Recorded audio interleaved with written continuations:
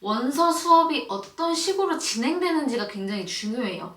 그래서 원서 플러스 에세이 쓰기가 같이 진행되는 곳을 무조건 찾아야 합니다. 만약에 원서 수업이라고 한다면. 안녕하십니까. 진짜 오랜만. 오늘 좀 약간 화면이 좀 멀리 갔어요. 멀리 가는 느낌이네. 너무 오랜만에 찍어서. 웃음꽃 영어 카페 상징. 아직도 같은 종이에요. 같은 종인데 아직도 붙어 있습니다. 오늘은 2025년 12월 30일 마지막 2025년의 마지막 날입니다. 어떻게 보면 공부방을 시작한 지 9, 10, 11, 12 딱 4개월이 지났네요.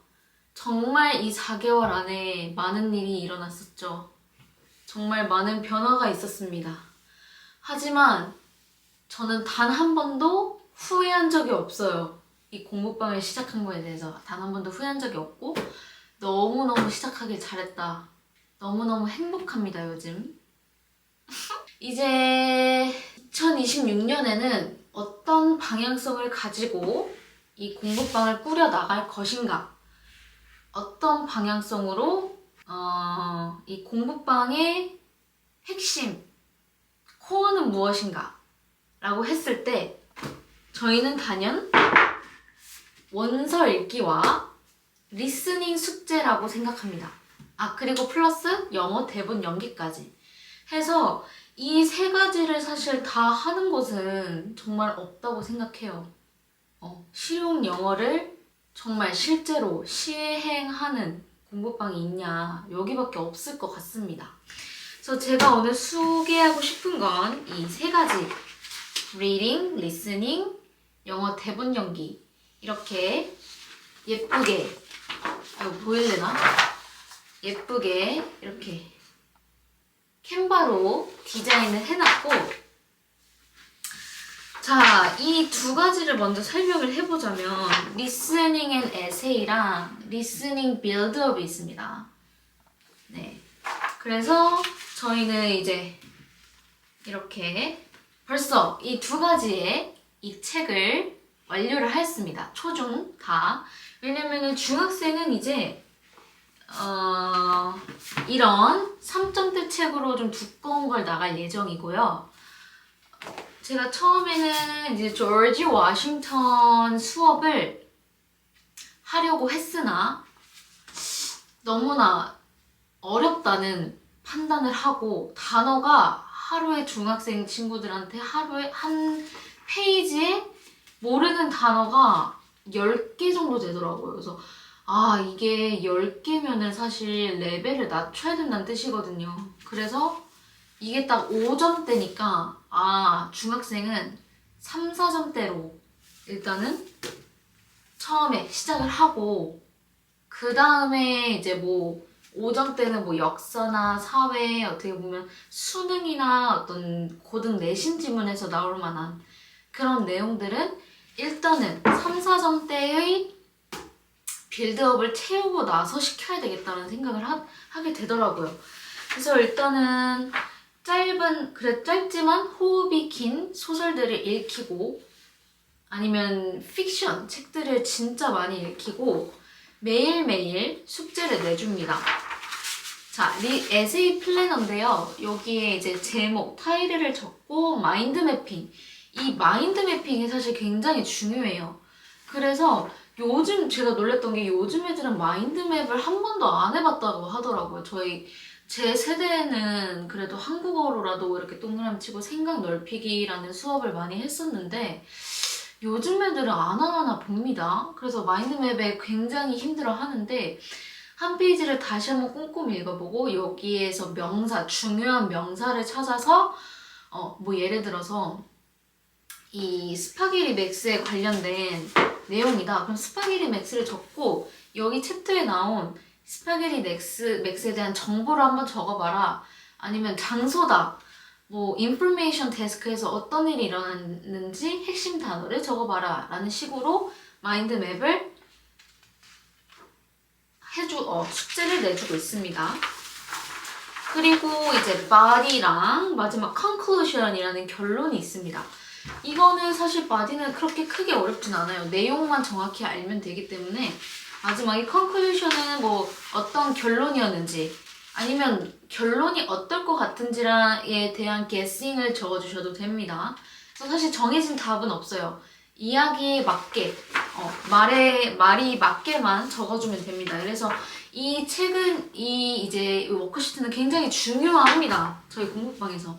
그래서 책을 읽고 모든 챕터마다 다 요약하고 쓰기 숙제를 무조건 내줘요. 그래서 쓰기가 사실 중요한 게 보통은 원서 수업이라고 하면 그냥 책을 읽거나 아니면 그냥 따라 말하거나 워크시트 그러니까 따라 말하거나 아니면 듣기만 하거나 그렇게 해서 사실 선생님이 따로 옆에서 막 글 써주고 봐주고 뭐 단어 이런 것까지 다 봐주는 경우가 진짜 많이 없어요.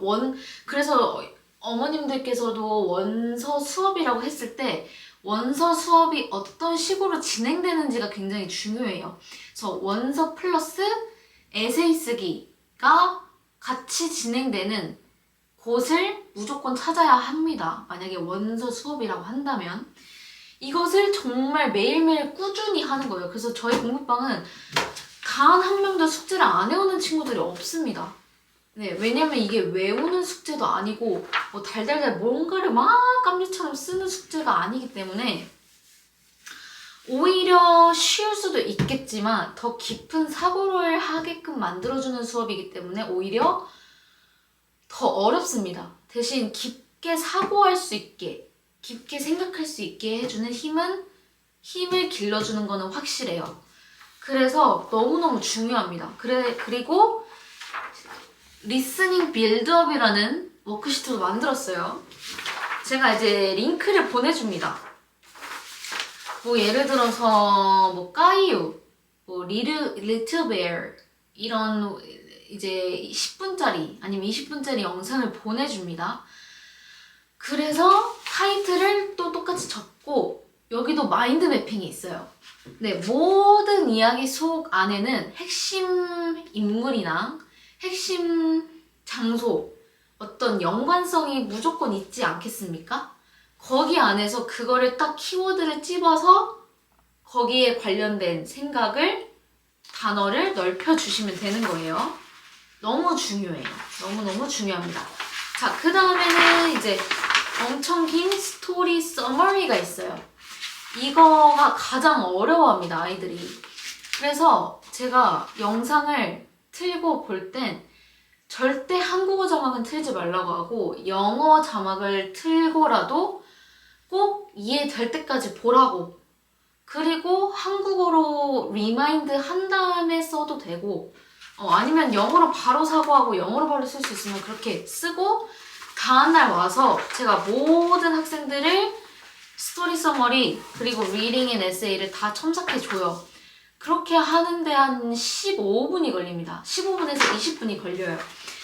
대신 그 15분에서 20분 사이에 애들은 뭐하냐?